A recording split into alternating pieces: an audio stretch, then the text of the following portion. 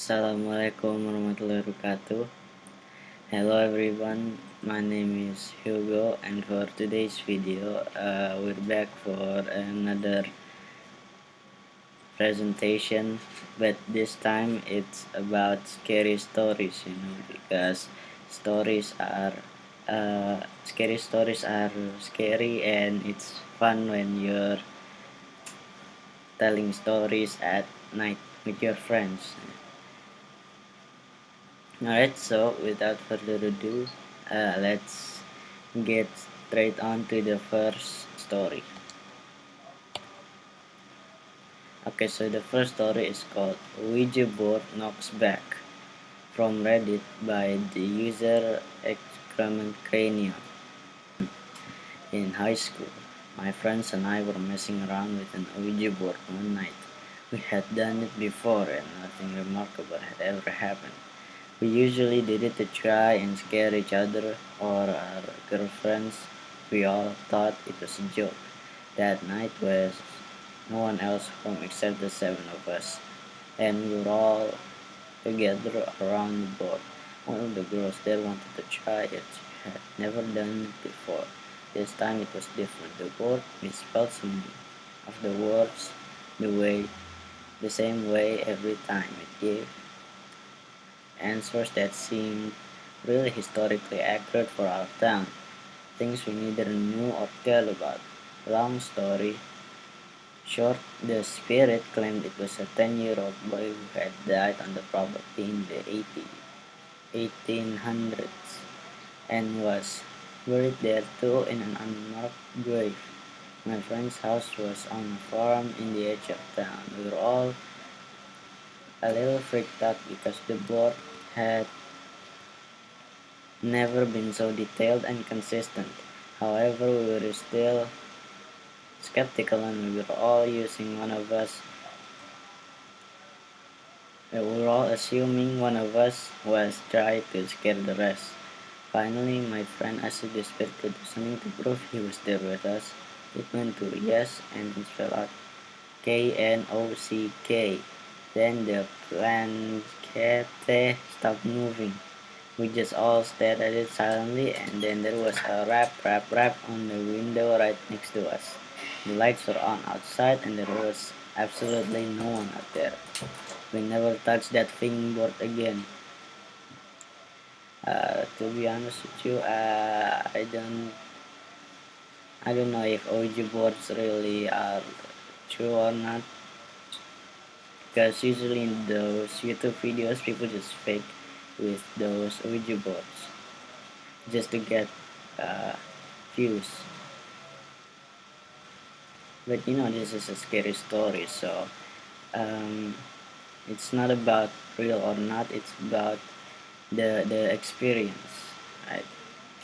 And then the next one is called Forgotten Memory from Reddit and goes by the username Call Me Egg. Growing up, my bedroom was the only one that faced the front of the house slash street. When I was about 8 or 9, I woke up to my dad calmly but firmly telling me to get up, go in the bathroom, and shut the door. I was I was annoyed because I was half asleep, but I listened. Apparently, I was more tired than I realized because I fell asleep on the bathroom floor. The next morning, I asked my mom what happened. She seemed oblivious and confused. I looked at my dad like she was crazy, and I asked him why he had woken me up. He denied doing it. I was becoming frustrated to the point of tears, but I ultimately let it go. Fast forward to college, I was home one break, and I decided to ask again. I had thought of that night off and on for years, and it still bothered me. This time, my dad goes, "Ha, I was wondering if you even remember that." Turns out that a lot of houses on our block were being vandalized and robbed all those years ago. Someone had broken into the garage and was inside the house. My room was partially up to the garage. My dad heard it happen and quietly got me to safety.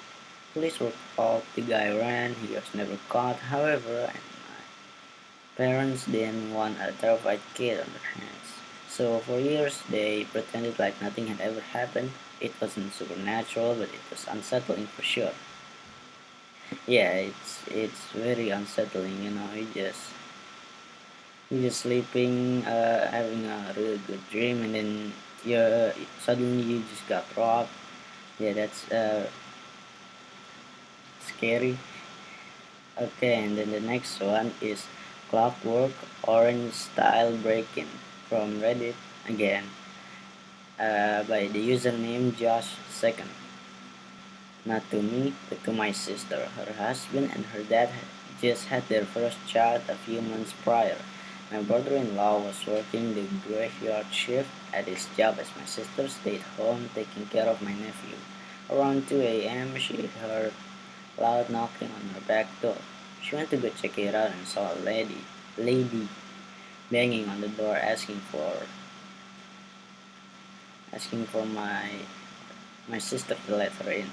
The lady told my sister that her husband had just beat her down the street and was looking for her. My sister was hesitant to let her in since he had a newborn in the house and didn't want to interfere. She told the lady that the best she could do was call the police for her. The lady told my sister to not call the police and to let her in. This is when my sister got suspicious.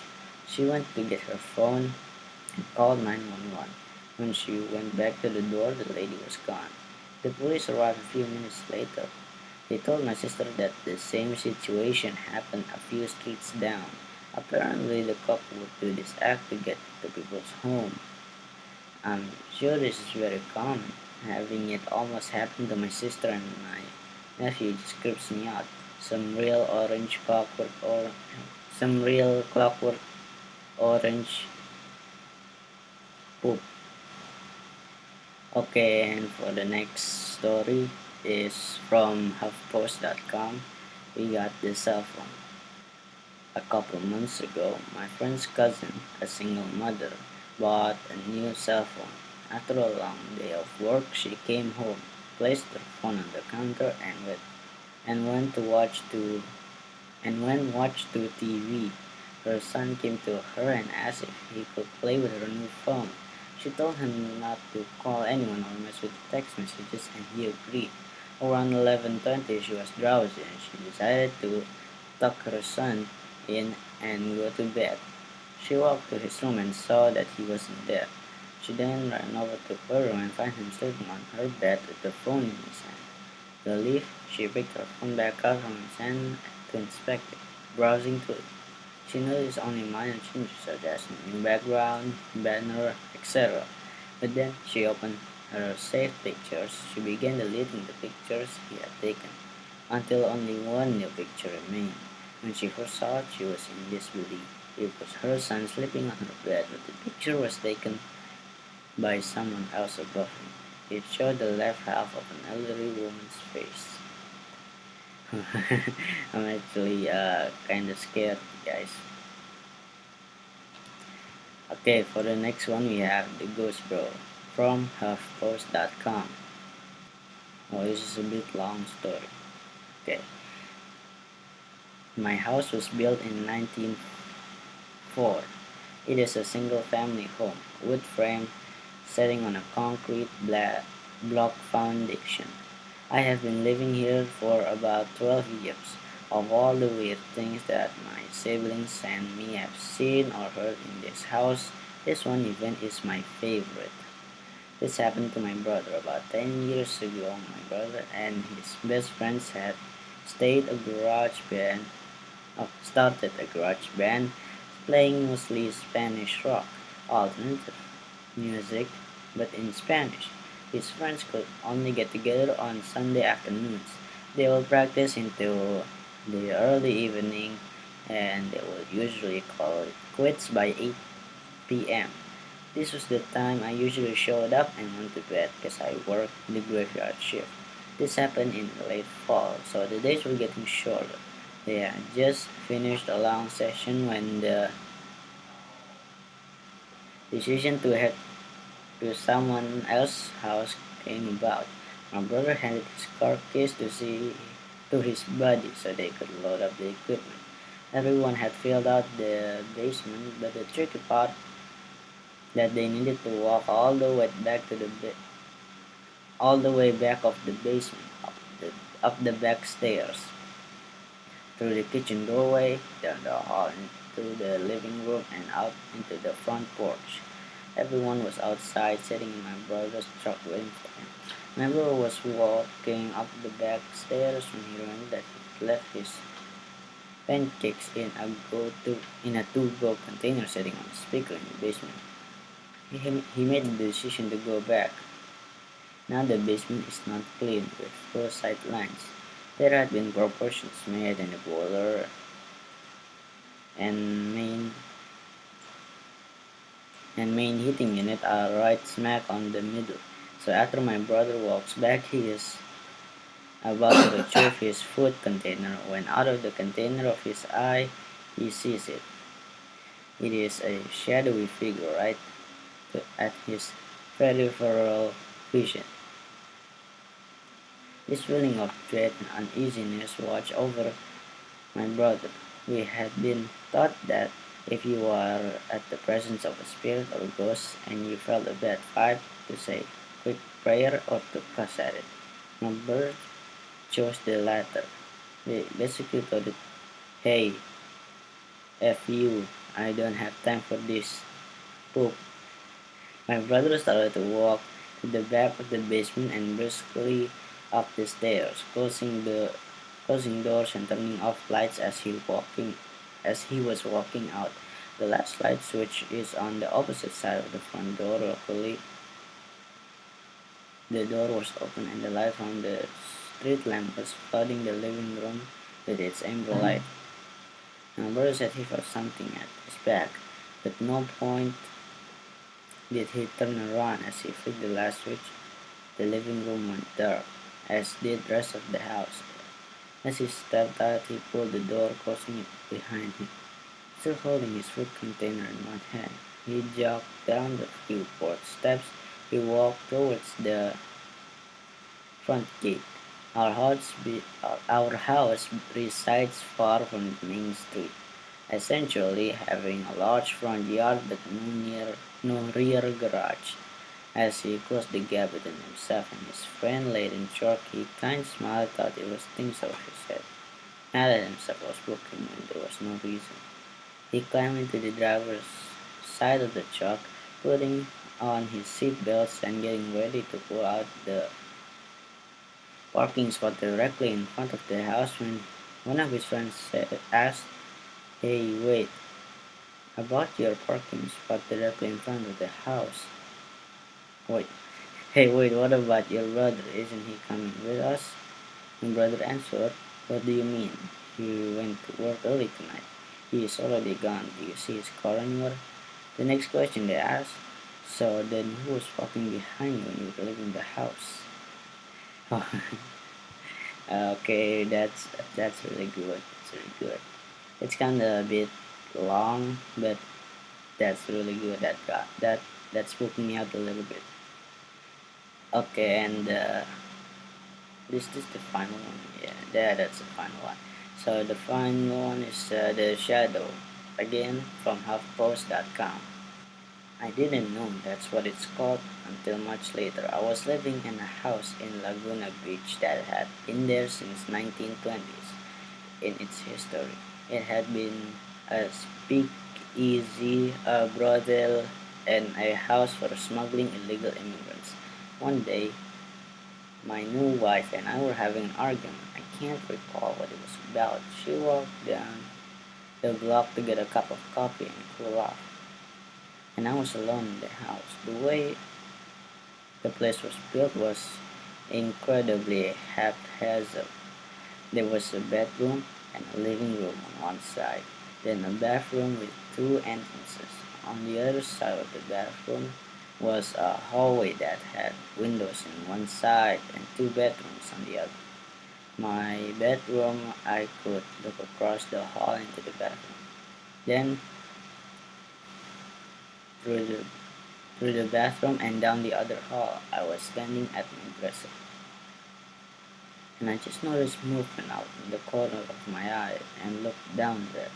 There was, and honest to God, this give this gives me goosebumps just typing it. 17 years later, a black figure. It was maybe 3 feet tall. It was vaguely humanoid. It looked like black scribbles. Like someone had scribbled a human shape, but the scribbles moved like electricity arcing. That's the best way to describe it. There was no sound that I could remember. I distinctly remember when I saw it, I wasn't afraid. It's like WTF. Then it noticed me looking at it. I can't say it turned around. It just focused on me, I guess. Then I was scared. I didn't move, didn't scream, nothing. I was just frozen because it just in came at me. It rushed down the hall towards me. I have no idea what it intended, but as soon as it entered the bathroom, the door closest to me just slammed shut on me.